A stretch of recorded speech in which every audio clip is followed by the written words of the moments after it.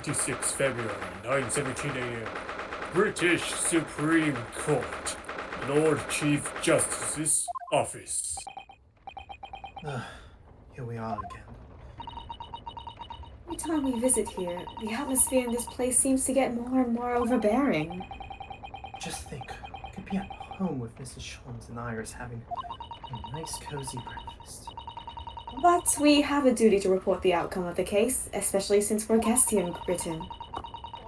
So, I'm afraid this visit couldn't have been avoided. I suppose not. But is there even anyone here? You could hear a pin drop in this place. It's too solemn for its own good.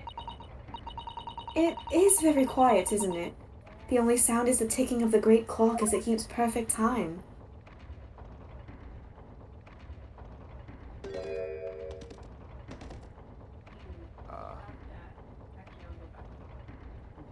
Who is this?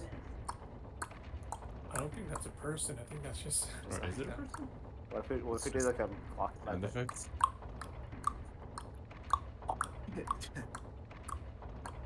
I don't know. Okay, hard to pick up. Something like that. Tick tock, tick tock, tick tick.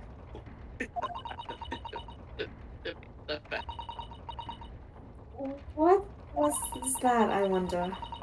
The usual comforting sound of the clock seems to have been joined by a less comforting shuffling sound today.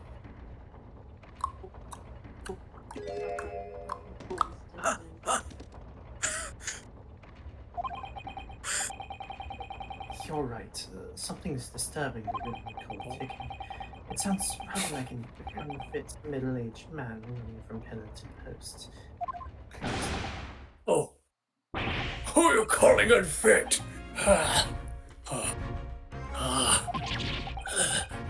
Oh, Inspector Gregson, what are you doing? What am I? Isn't it flaming obvious? Actually, since you've been doing two people at once, Jihu, would you be interested in trying? I don't know if you're. Oh, I'm kind of in the middle of something right now. Never I'm mind. sorry. Alright.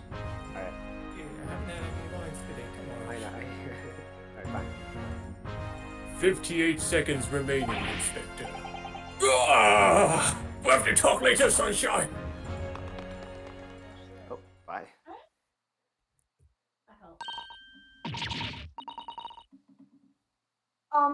Good morning, Mr. Lord Strongheart. Wow, he's really looking fiercely at his pocket watch today. And now something is trying to kill me. And good morning to you. Business so early in the day. Oh, yes. Well, it's about the other day. We are to deliver our report, Lord Strongheart, as our dealings with Mr. Natsume are now over. Ah, yes, the little Japanese man. I've already cast my eyes over Van's report. Pitter patter, pitter patter.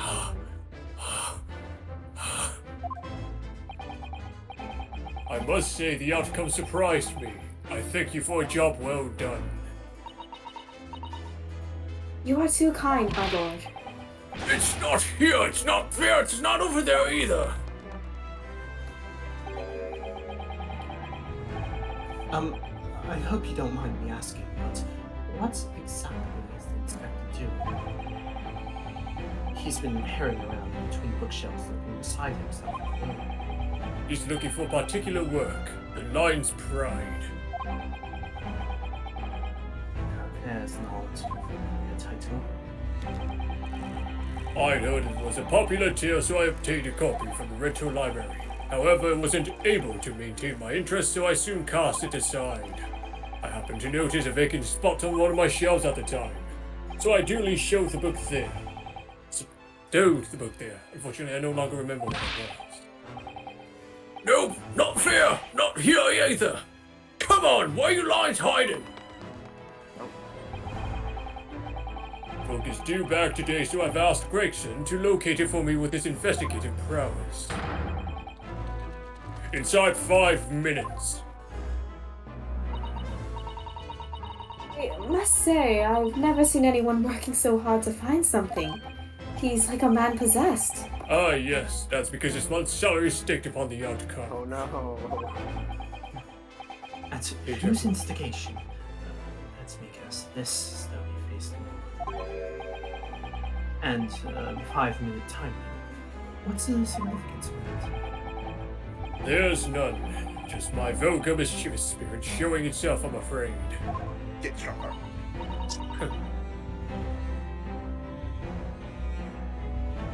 By admission, Ah! I can't. My feet are killing me.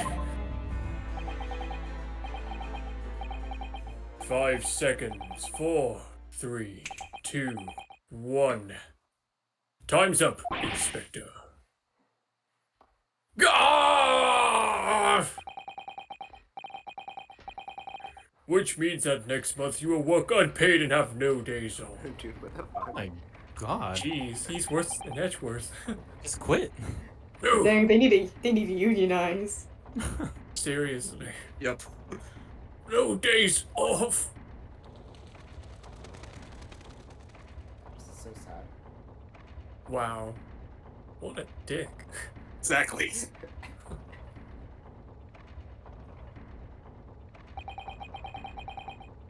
There really are just so many books here. It's overwhelming. For some, perhaps. I've purchased every book, new or old, on the subject of law from all over the globe. Wouldn't have believed it a few short decades ago. A place like this could have existed. What do you mean, Inspector? When I was a lad, no one ever dreamed of buying books. Oh, I see. Western books are such luxury items, I suppose, with their leather covers and fancy bindings. No, that's not it. Oh? There was a tax on paper, see?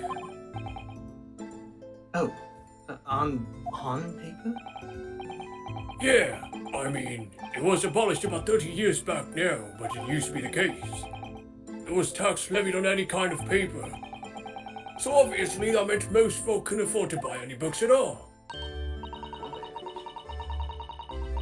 So is that why places like the rental library you mentioned before came into existence, Lord Strongheart? Indeed, vestiges of the paper tax system, you could say. The general public consider books as items for hire. London is home to a vast lending library of some 3.5 million books. You couldn't hope to read all of that even if you were reincarnated 10,000 times. Rather than purchase it if I knew I would read it infrequently. The subject of tax has actually surprised us already in the last few days. It came up in Mr. Natsume's trial. It seems that the window in his room was filled in into some kind of window tax. That would be true. Fortunately, the window tax was abolished here some 40 years ago. Sadly, in the East End in particular, many windowless houses remain. Britain's always had a bit of a thing for taxing stuff. Whatever they can tax, they tax. Sugar, salt, tea, coffee, you name it. Candles, beards. Wait, sorry, what was that last one? Did you say beards? Yep, the beard tax. Never heard of it? Never! Why should people have to pay money just because they let their facial hair grow? You may well ask. I suppose it's because it makes them look self-important. Nah. Mario Hodos will have a strict family policy of no facial hair, I think. Imagine Phoenix Wright with a beard. No. Actually, this is so honest. You can relax. The beard tax was confined to the annals of history long ago. Even so, it's clearly something the British really love. Paying taxes, I mean. Pay them. You've got that back to front, sunshine. But you can't deny you've had a lot of funny taxes over the years. You'd never find anything like that in Japan. Would you, Mr. Sato?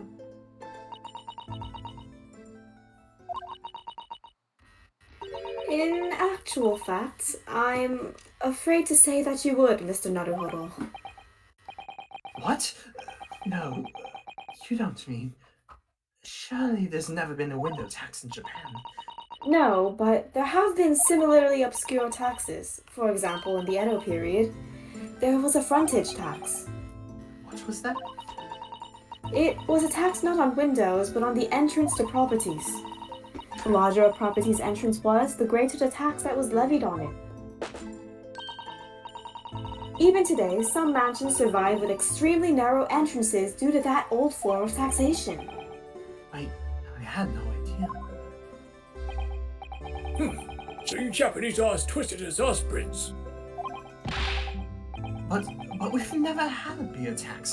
I mean, that's really going a step too far. Hi, Donna. Well, no, that's true. I'm not aware of any taxes for beards, at least. What do you mean, ate le asked? Well, rather than tax them, the shogunate did once prohibit them outright. The ruling class prohibited beards? It was called the Great Beard Prohibition. Prohibition. It was an Edo period edict. But why do the powers that be want to ban beards? Because it makes people look self-important. Just an idea. It would seem that rulers in the East and the West have had very similar ideas over the years. There have been other unusual taxes in our history, even in our current Meiji period. For example, Wait, though it was never mind. okay. For example, though it was before either of us were born, there was a rabbit tax. There was a tax on those adorable, fluffy creatures, like the one who makes mochi sweets on the moon. Yes, and it was an extremely large tax too. The government demanded extraordinary sums of money. This just got stranger and stranger. What was the reason for that bizarre tax? Well, after Japan opened its doors to the world, there was an unprecedented rabbit boom in the Meiji capital. A baome? Yes, keeping rabbits became hugely popular, and new species were traded at exorbitant prices. People even swindled out of all their money for exotically colored rabbits. Like colored chicks, I suppose. Hard to imagine, though. Rabbits are so timid and quiet. Would have thought one could bankrupt you. So, in response to this worrying social vogue, the government imposed a rabbit tax. I suppose they couldn't just ignore the problem. And it worked because the rabbit boom came to an abrupt end. 6 years later, the tax was abolished. Well, I hate to say it about my own country, but Japan is strange. But there's more.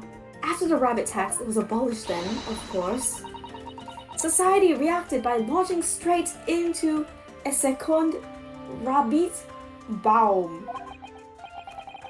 Oh dear. The government didn't think that one through, did they? Your ideas about the world are very much altered by the position you hold in society. If you are responsible for the running of the country, you will feel the need to raise revenue keenly. Without a stable taxation system, the whole country will go down the drain. Well, yes, I suppose so. But some of these taxes...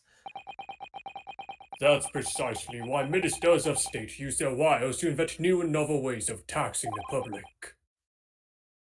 novel ways. Tell me, Mr. Naruhodo, if you were one of my country's statesmen. Me, a British statesman. Yes, what novel tax would you impose? Pray give us something truly original. Inside 5 seconds. What? Oh, Think of something that everyone uses, Mr. Naruhodo. And really, squeeze, avere, penne out of the population. That's quite the intense stare. I'm very glad Tsusato-san isn't in charge. Your time is up. So, what's your answer? Well... REA, maybe. Yes, how about REA? An air tax, you say? Oh, well done, Mr. Naruhodo.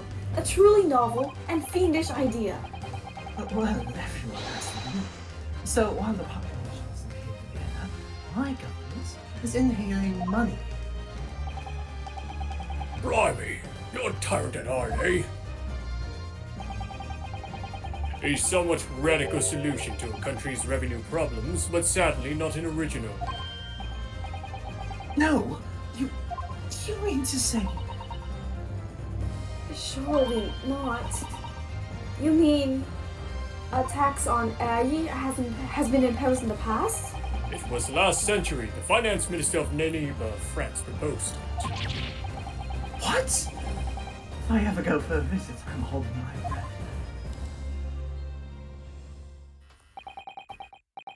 Unsurprisingly, it was strongly opposed by the public and soon scrapped. The minister didn't last long either. Oh dear.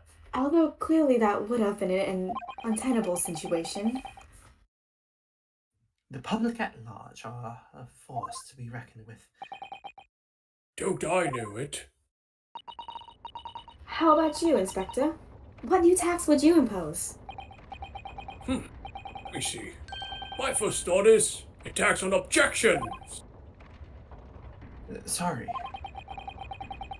Been hearing far too many of them recently in court. There's a particular lawyer I have in mind as it happens.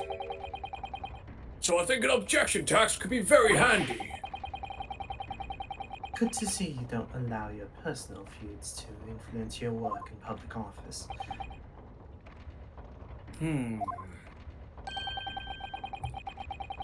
I reckon 5 pence for every objection raised would be about right. A most amusing proposal, Gregson. A most unamusing proposal, my lord.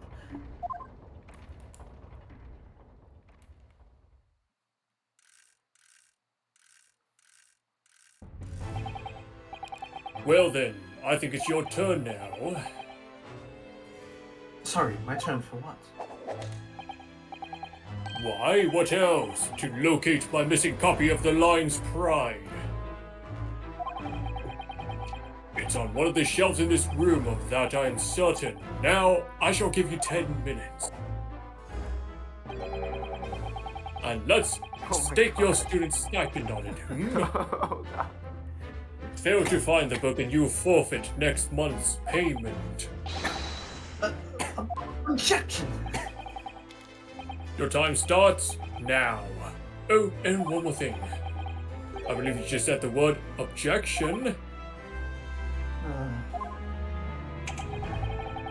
Kindly leave your 5 pence over there before you begin combing the shelves. This tax is going to be your death.